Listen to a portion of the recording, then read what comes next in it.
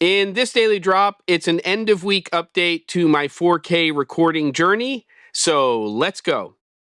All right, everybody, last episode of the week, episode 310 of the Daily Drop. And as I continue to work out this 4K recording situation, I just wanted to go over a couple of little updates. The first one, which I mentioned yesterday, is the Debilita little device is going back to Amazon. I had a little bit of a snafu today with Amazon. I don't know if snafu is the right word, but I had some stuff coming in. There was delays in shipments. One of the key products, which is called the Clear Click 4K device, is coming now in very early tomorrow morning. It was supposed to be here today for testing. What I did get in, which also said it wasn't arriving but did, is from OSEE, OSEE. This is called the GOSTREAM M2. You can go on to YouTube and you can see videos of people talking about this device. And it's a clever little thing because you plug in up to 2 HDMI video sources. There's also a video out over HDMI. There's a USB-C connection that goes to your computer. And it's got all of these little buttons. And there's a few of these on the interwebs right now where you can do singles, you can do picture-in-picture, you can do side-by-side just by pressing the buttons from the inputs. Pretty cool. Here's the problem. It says 4K 60 hertz, not the 4K 30 hertz of this other product right here. And it also explicitly says on the product page that it will natively bring in that 4K signal. And if you read the user manual inside of here, it also makes it very clear that as long as you're not plugging into a USB 2.0 port, but a 3.0 port, that you should be able to get that signal. Now, here's what's interesting. Most of these devices are suggesting OBS as the input for the signal.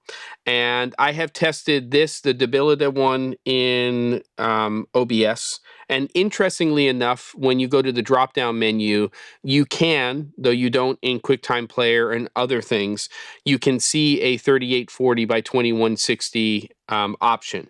But I have noticed, and somebody mentioned it on the first episode where I was using this, that there was a little bit of stuttering, and I think there's some compression and a compression algorithm that's being applied to that input. And for some reason, unlike the Camlink 4K, this is not the actual 4K one, which I'm using right now. This is the 1080 version, but I'm using it as a prop. This shows up in everything as 3840 by 2160. Now, the OSEE one, unlike the Debilita one, in OBS does not even show that option of UHD 4K, the 3840 by 2160. So this, again, to me, is kind of like false advertising. It says very specifically that it will bring in a true 4K signal. I have a little bit more hope for the Clear Click 4K device that I'm getting in. It's not a dual input, which is what I was really looking for, was 2 HDMI inputs to one USB-C to the computer. I think they call it UVC as a port connection.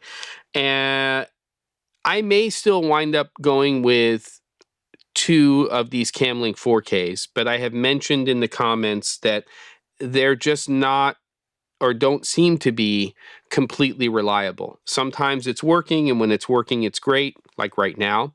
But then I might unplug it or change something, and then I'm going to get a green screen or a black screen, and I have to restart everything. So it's a bit of a mess with the Camlink. Let's see what happens with the Clear Click 4K. When that shows up, which should be before I leave tomorrow, I might shoot the first episode of next week before I go out of town for a couple of days. I'm hoping that that sees the signal as a true 4K and that it looks good and it's working well, because I'm either going to have to get another Camlink 4K, which I will do, and order this weekend if the other one doesn't work, or maybe I'll get 2 of the Clear Click 4Ks. I hope it all makes sense. I'm just keeping you up to date on this thing. I think I'm going to be able to put this to bed one way or the other by the weekend or early next week. I will keep you informed, and then it's into content creation. Some fun stuff going on here. Got some new equipment, some new products to go over. I'll be doing some sponsor videos soon for Axoon and Nanlite, and probably another one from Calibrite, all educational in terms of focus. That's what I got for you. Don't forget to, and I'll see you on the next episode of The Daily Drop.